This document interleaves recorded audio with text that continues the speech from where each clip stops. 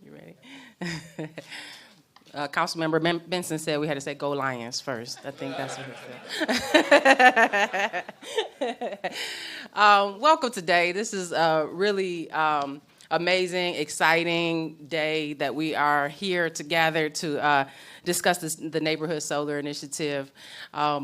I wanted to just quickly say, and I'm going to bring Mayor up in 1 second, but I just wanted to quickly say, if you have not read the Detroit Climate Strategy, please Google it, take it out. The first tenet is transition to clean energy. We have to, I'm so excited that we're taking this seriously to clean our energy grid from the pollutant fossil fuels that we have come to rely on. So this is what this project is about, but it's about doing it in a way that benefits Detroiters first and takes the priorities of our city seriously. So I'm gonna turn it over to our mayor who's led this terrific initiative, but welcome to everybody, and let's hear more about the plans. Well, how's everybody doing? Are you excited about this? Happy New Year. We wanted to do, oh, good. Now, Sandra Turner-Handy, the head of the Denby Alliance, from the day Houston-Whittier was not picked as a winner in round one, has given me grief every single week. So had you not shown up, I would have given you grief. But this is what's different. We are doing two things. We are building clean energy, and we're going to power 127 buildings. We are also adding to Michigan's power grid.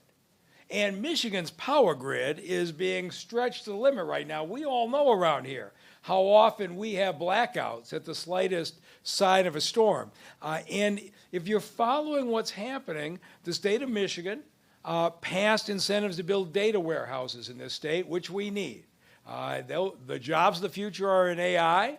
They're going to go where the data warehouses are. And right now, Columbus, Ohio is ahead of us. We are not going to lose to Columbus. But if you are going to build data warehouses, you have to add to the power grid. Otherwise, it becomes more fragile to everybody. And so this was a chance for the city of Detroit to do two things at once. Add to clean energy, add to the power grid, and take what are probably the 165 most blighted acres of the city. You are talking about 5 centers of regular illegal dumping. And I'd encourage the media who are here, if you haven't done it, as you leave here, just drive up Oakland, turn right on Louisiana, and you will see, I don't know why we're cleaning it up constantly, you'll see what the people in the surrounding neighborhoods have been dealing with. And you're going to get a chance to hear from people who were here when these were very vibrant neighborhoods.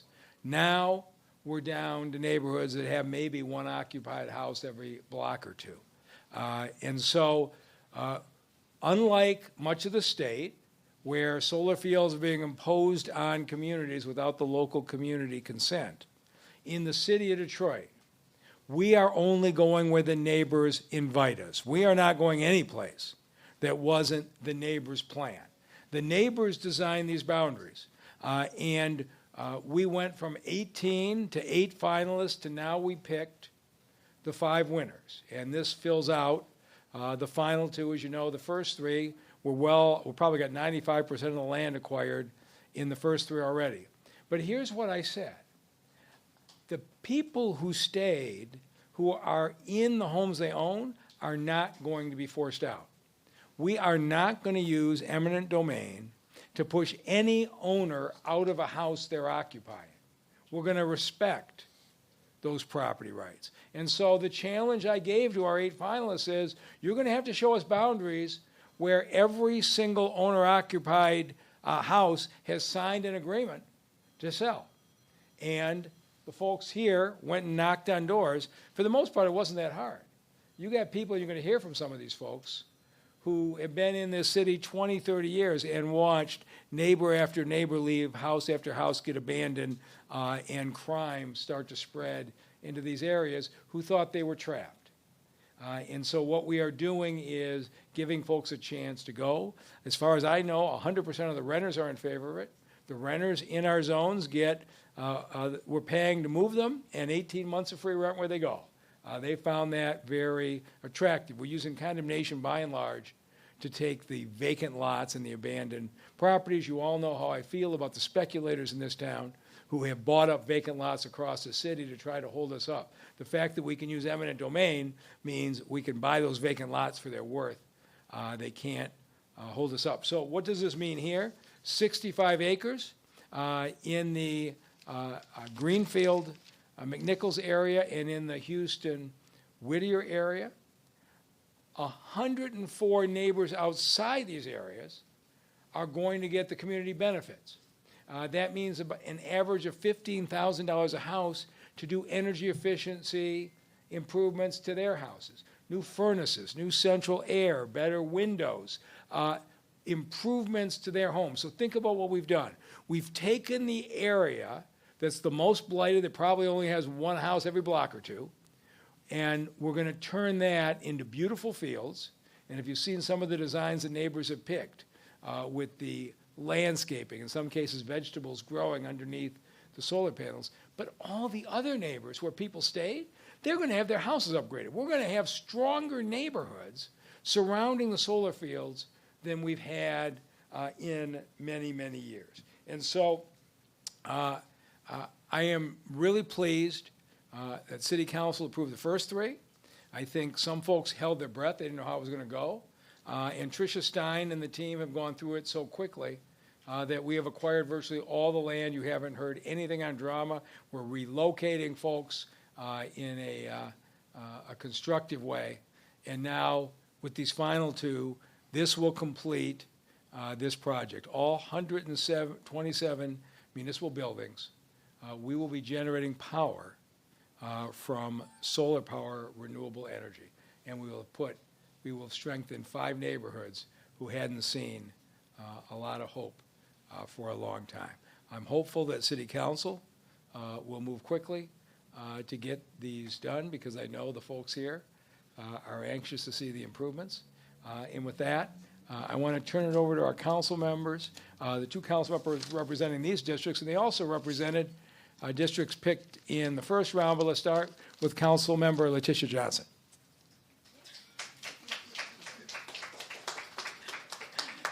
Thank you all so much.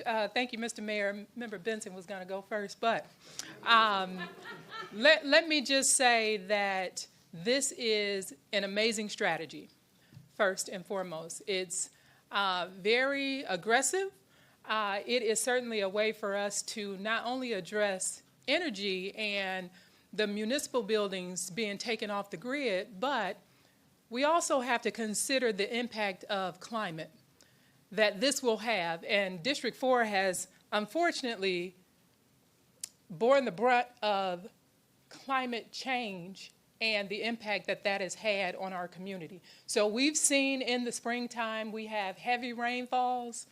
District 4 gets impacted tremendously. So anything that we can do, everything that we can do, from the city to us as residents to help slow that process down, helps all of us tremendously. So we've seen heavy rainfalls that caused water to come in our homes as a result of just the insurmountable amount of water that we received in a short period of time. This is helping to cool things off. This is a start for the city of Detroit. I implore all of our residents to start working towards that effort, because this will help all of us in all of our communities. I want to say a special thank you to the Department of Neighborhoods, because the Department of Neighborhoods went out, knocked on doors numerous times to hear from the residents. And I may have had one resident say, I have a challenge with this, but overwhelmingly, the residents in our communities have stepped up and said, this is what we need. We've seen people dumping on this vacant land. We know that the city has to pay to continually come out and clean it up. As a matter of fact, when I had gone into the Gratiot-Finley area, which is part of Phase 1, to meet some of the community leaders that were really championing this effort, I met a resident and her grandchildren. And her grandchildren, it was 2 twins. They did a phenomenal job. They had just learned about solar energy in school. They were ecstatic. They were absolutely ecstatic. They talked about keeping the fire departments, the firehouses, the police precincts online if the power went out, and making sure that they can still come out and provide the public safety to our residents. They were excited about learning about the industry and jobs coming from the industry. And so who was I to say no to them because they wanted it in their community? When the mayor talks about Sandra Turner Handy, she called me as well.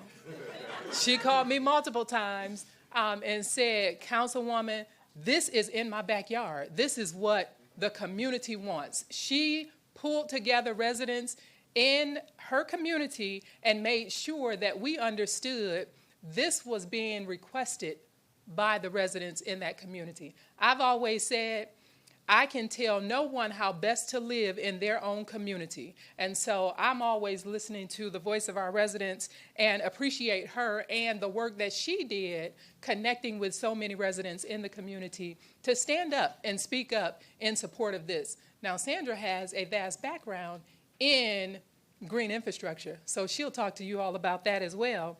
But I think this is an amazing initiative.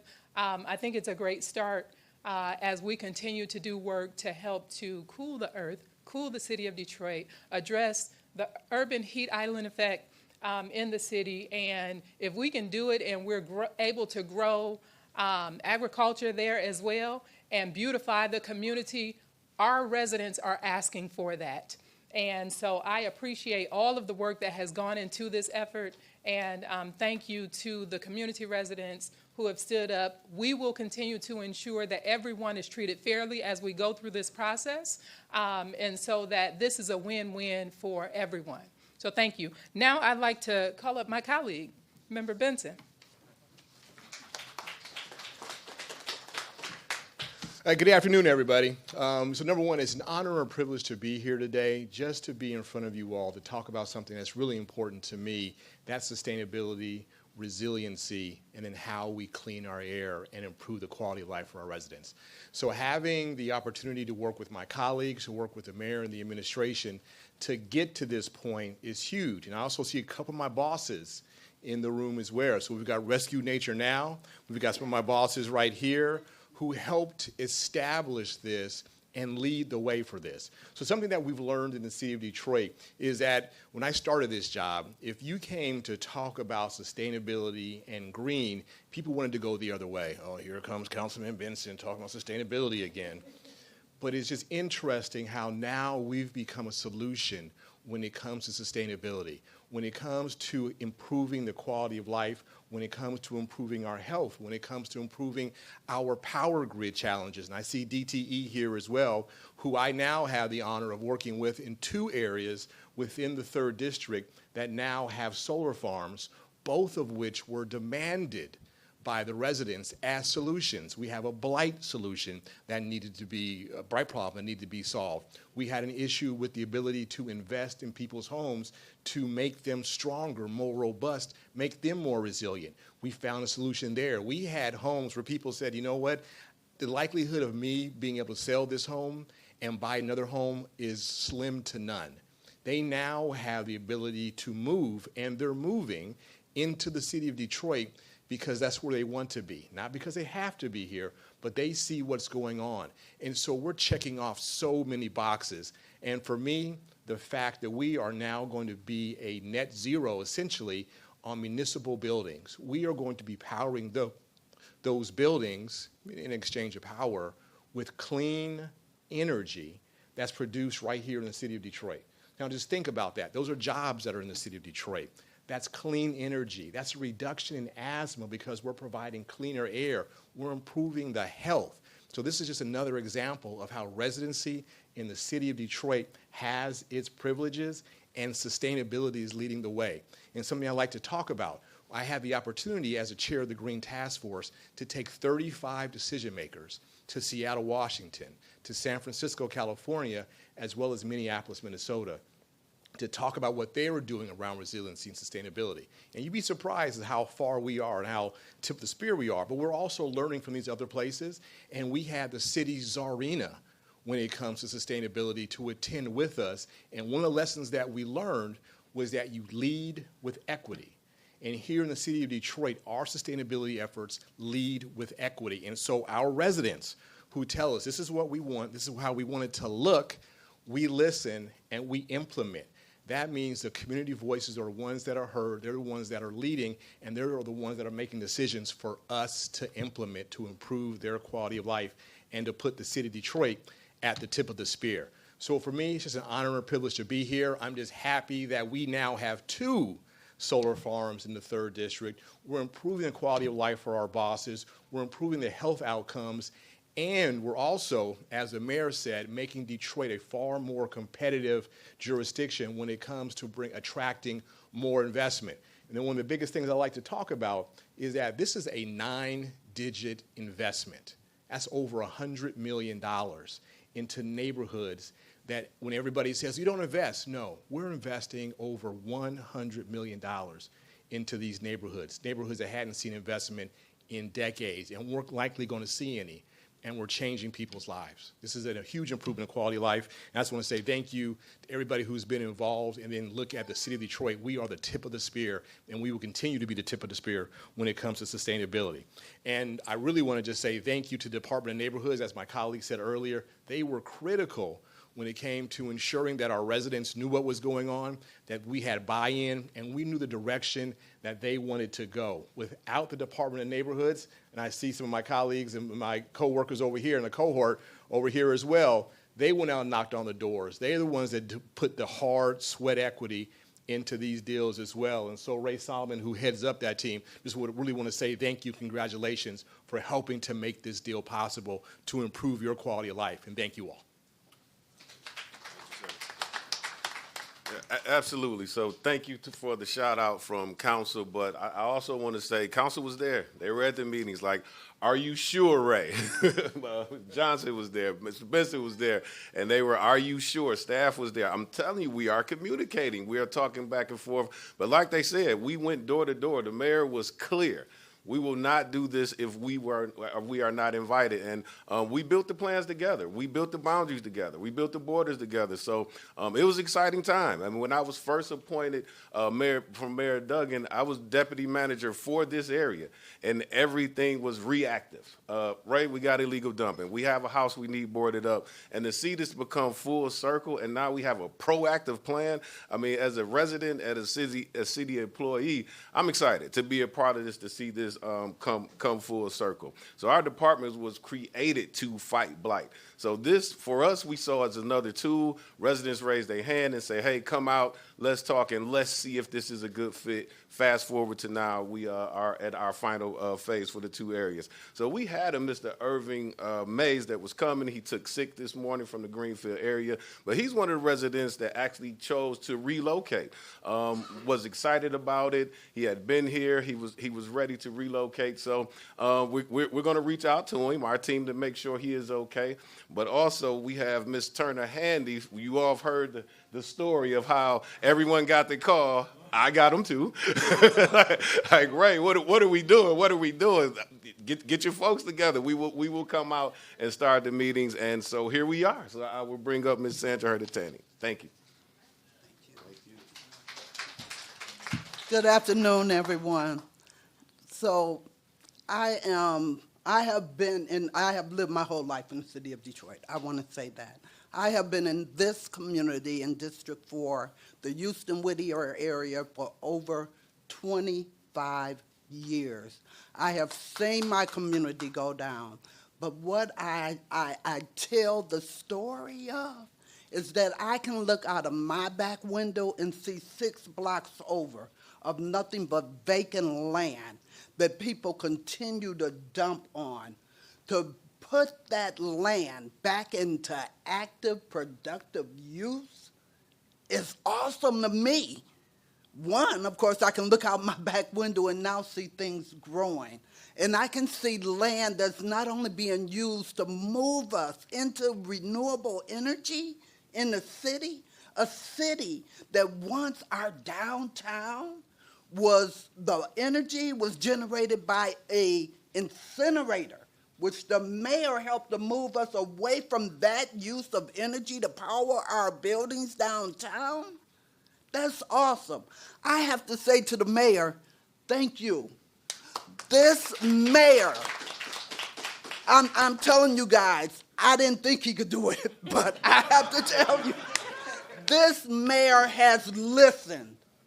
He has listened. When we wanted that incinerator shut down, it shut down. We wanted recycling in the city. He pushed that recycling in the city. And what Councilmember Benson don't remember, I was on that trip to San Francisco around how we reuse our solid waste in our city. So yes, I make phone calls because the built environment and what we do with unactive land, vacant land in our city, it impacts our quality of life. If I look out of my window and see nothing but dumping, how does that make me feel? But I'm not one of those people that's going to up and run and leave this city. I love this city. And my mayor is showing me, and I hate you not going to run again, okay? He is showing me that he really believes in leaving the city with a higher quality of life than what was there when he came in. And that's important to me. So as a resident that's really going to benefit from this, first, energy upgrades. My neighbors are so excited because a lot of them are seniors. They live on a fixed income. They may not be able to afford an energy efficient furnace in their homes or a hot water tank, even a roof on their house or new windows in their home. Windows cost $11,000 to get a few windows put in your house. They don't have that kind of money to do those upgrades. So they're excited about being able to be a part of renewable energy in the city and saving energy costs. And what they realize, when we move towards solar, that reduces the cost of city services in our city.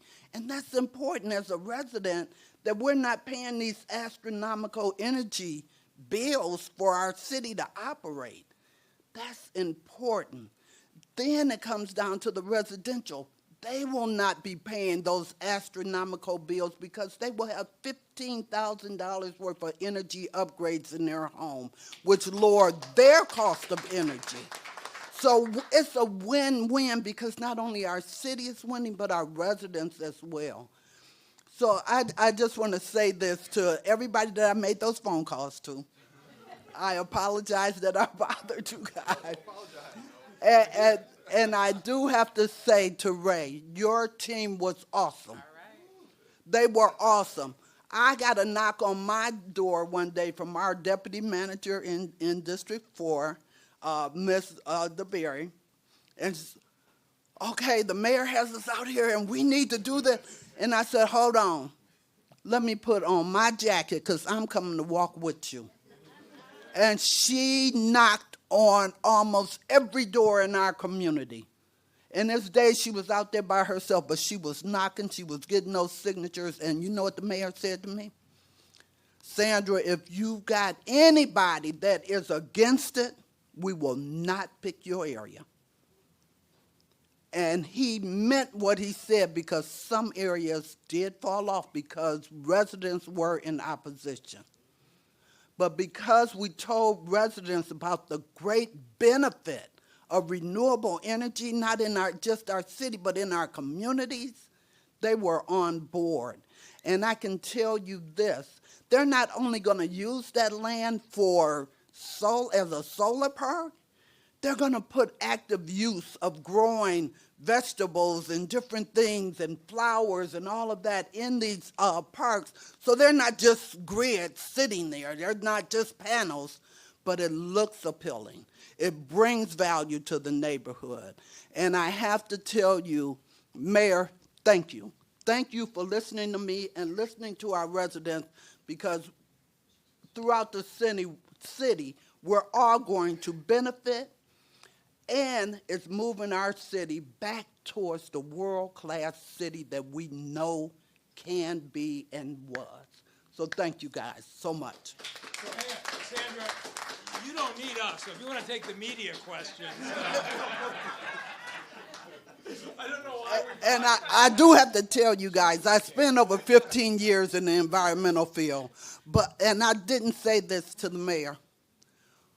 Everything that we took to the mayor around energy and environmental issues, he has acted on.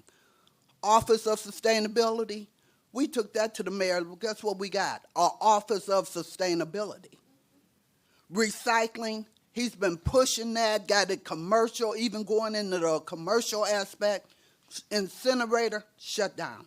I'm telling you, he is looking towards making our city healthier and moving us away from greenhouse gases and the impact that it has on our health, respiratory illnesses, to a cleaner city. And that's what's important, is raising the quality of life for all of our residents. Thank you, Mr. Mayor. I'm taking you with me all across Michigan.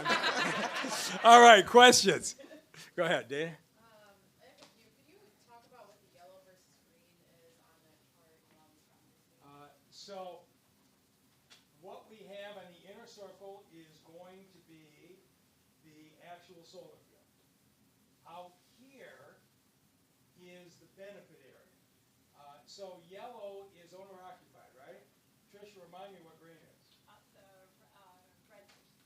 Renters. So what you had is this: two owner-occupied here. They voluntarily took a check to get out. The renters, of course, are happy to do it. This person, as you could see, they didn't want to leave their house. I don't know how long they've been here. My guess is a long time. She said, "Fine, we won't make you move. You can stay."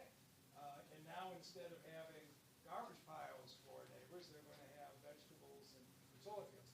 These folks here get an average of $15,000 a house to upgrade the energy efficiency in their house. New furnaces, new hot water heaters, stronger windows and light. And so these neighbors who have hung in for a long time, you're going to see this neighborhood get strengthened. And I'd be willing to bet, as we look 2 and 3 and 4 years from now, you'll start to see this neighborhood start to grow, because this whole housing stock improves. So the same thing here. You can see within this area, not a single owner-occupied house, one renter. In this area, some owner-occupied houses who voluntarily did it. And I would encourage you, seriously, to drive up Oakland, turn down Louisiana and see, and you will understand exactly why the folks in here were happy to take a check and say, I probably want to stay in the city, but I don't want to be in this neighborhood. So again, everybody in yellow is getting an average of $15,000 a house because they're owner-occupied in the neighborhood. And so we will strengthen all the adjoining blocks that weren't quite as light. And the renter incentive, that 18 months for free, is that to their elsewhere? Yeah, so we pay to move them, and they get 18 months free rent in a comparable area. And if they want our help, we help them find, most of them want to stay in the area. And so we'll help them find places. But we're having no trouble at all getting the renters out. In fact, in the first 3 zones that we're in, the renters are moving out quickly, which is allowing us to speed up with the demolition of those houses. And we're going to start sticking solar panels in by summer, right, Tricia? She said. Late summer, all right. Where are DTE and Lightstar? All right, so you guys, late summer, I'm going to see solar panels in the ground? Okay, all right, so second half of 2025, we'll be in the first 3 zones, and then I don't know whether it'll be late 25 or early 26. They'll be into these two areas. And does this still require council approval? For these two. So everything was approved on the first three.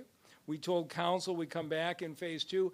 I gave, as Ms. Turner-Handy said, we had some holdouts in some of our five finalists, and I gave everybody one last chance. In one case on the west side, a councilman went out himself and knocked on doors. But if people didn't want to move, we didn't make them. So some fell off because they had folks who said, I want to stay where I am. And we said, that's fine. I got plenty of places where there's 100% agreement that I'd like to move.